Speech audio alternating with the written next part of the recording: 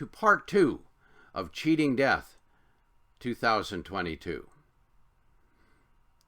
I want to begin our discussion of a few of these chronic conditions so that you can begin to understand a little bit about how they develop and how you can interfere or interrupt that progression. And cholesterol and heart disease is a great place to start, because heart disease takes more people out of this world prematurely than any other disorder or disease. So let's look at cholesterol and heart disease together, and you'll see. 100 million people have elevated cholesterol. That's an estimate. It's probably higher. It's a worldwide epidemic, especially in industrialized nations. One thing you need to know about cholesterol is that it does not cause heart disease. And I know that you have been told that elevated cholesterol causes heart disease, puts you at greater risk for heart disease. This is simply not medically or scientifically or clinically true. In fact, excess cholesterol in general, has never caused one case of heart disease in medical history. Cholesterol in your blood can create a problem, can complicate a problem, but it will never cause the problem. And the amount of cholesterol in your blood is relatively insignificant, because if cholesterol is going to stick to your artery walls and plug them up, it's going to do so at a minimal amount or at an elevated amount. Cholesterol is cholesterol. And the process may take a little longer, but it's still going to happen if you set up the environment for cholesterol to adhere to your arteries in the first place. So, heart disease, or the occlusion of your arteries, atherosclerosis, is caused by free radical damage and calcification of your arteries. Have you ever wondered why you don't have calcification and blockage in your veins, only in arteries? Because the arteries are constructed with a middle wall of muscle to keep the blood pressure the same in your chest cavity as in the bottom of your feet. And that muscle wall is highly susceptible to free radical damage. And free radical damage then sets up the arteries for further deterioration. Because as that middle wall of muscle becomes further damaged, it begins to cellularly multiply. This puts pressure on the inner wall of the artery and can cause issues. The body, in its wisdom, recognizes this problem as not being really good, and it begins to lay down fibrous material, like a bandage, to try to block off that potential rupture. Well, that bandage is highly magnetically or electromagnetically attracts calcium. So the calcium normally flowing in your arteries, going to all the places, including your bones where you need to have it, now begins to stick to that fibrous material. That's why you can have 80% blockage of an artery in one spot, and 2 inches away, or 5 inches away, or a foot away, it's perfectly smooth and clean. Because the calcium will only stick to the damaged portion of the artery where the fibrous material has been laid down. Now, the final insult to this process, you'll note that through this whole description, we haven't mentioned the word cholesterol one time. So once your arteries have calcium laid down, it's called calcification of the artery, then cholesterol, normally floating by through your arteries, doing the hundreds of things it's absolutely essential for your life. Without cholesterol, you're in really big trouble. Now it begins to stick to the calcium.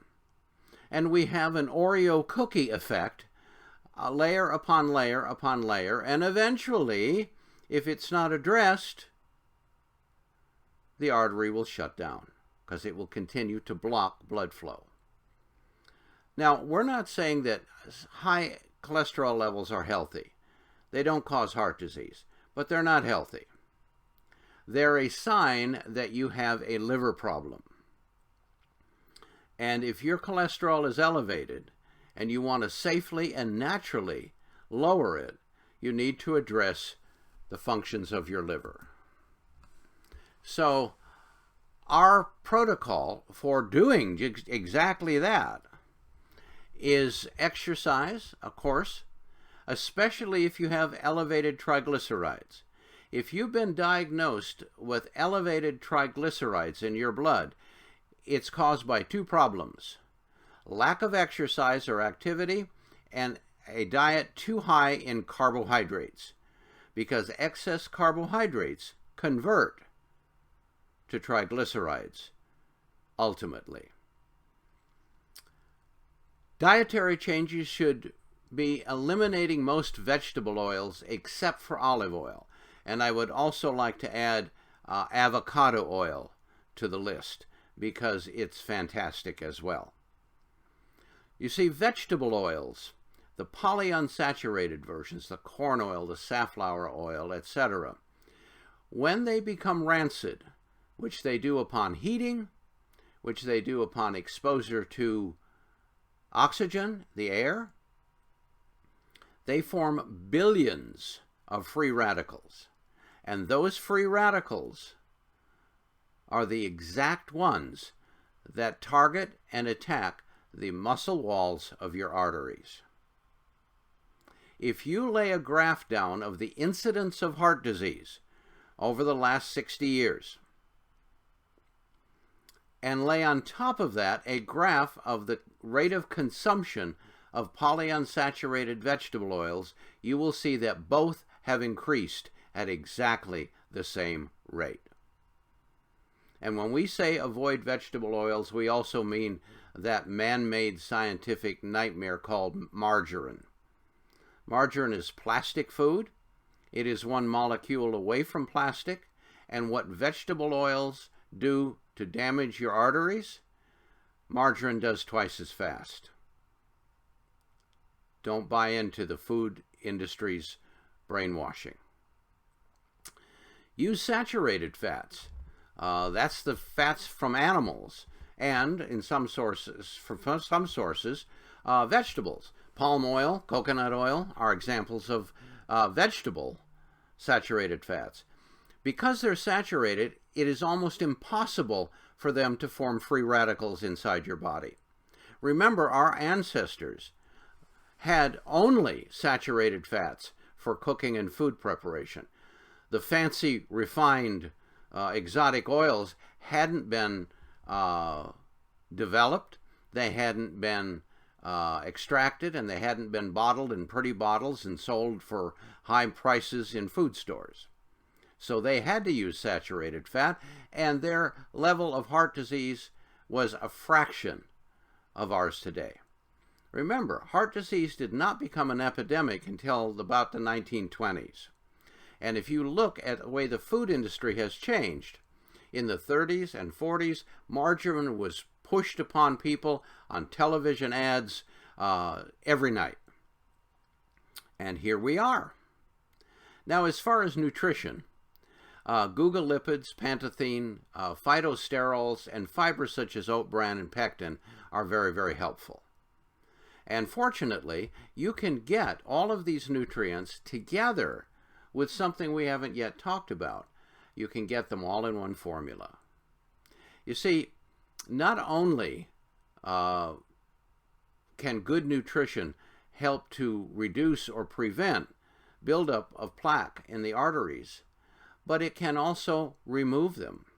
There are agents called chelating agents, and there are several. And they have shown clinically to be able to, when ingested, to be able to slowly but surely remove the calcium from your arteries. And once the calcium is gone, cholesterol can't stick there anymore. So you can get two benefits at the same time. All right, we're going to take a little break, let you think about that, and when we come back, we're going to talk about candidiasis, an epidemic you may or may not have heard of.